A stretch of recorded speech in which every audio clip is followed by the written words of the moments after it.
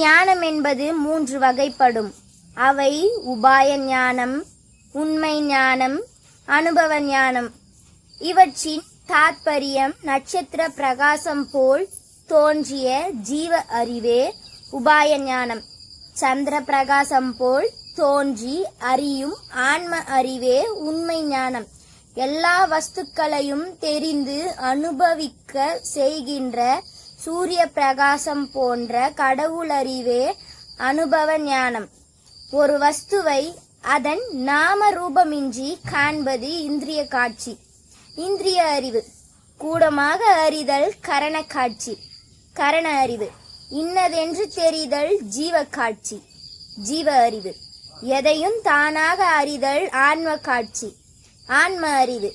இதற்கு தோன்றும் அறிவு ஒன்று, தோற்றுவிக்கும் அறிவு ஒன்று, பதியறிவு ஒன்று. ஆதலால் ஒரு வஸ்துவினிடத்தில் பற்றுதல் அவா.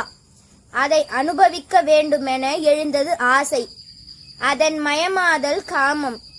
அதை தன் வசப்படுத்த எழுவது மோகம். எந்த வஸ்துவிடத்திலும் மோகமாதிகளின்றி அவாமயமாய் நிற்றல் வேண்டும்.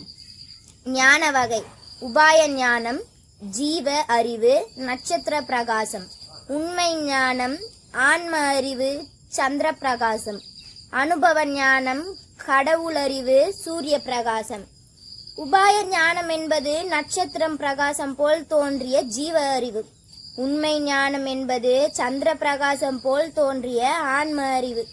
அனுபவ ஞானம் என்பது எல்லா வஸ்துக்களையும் தெரிந்து அனுபவிக்க செய்கின்ற சூரிய பிரகாசம் போன்ற கடவுள் அறிவு.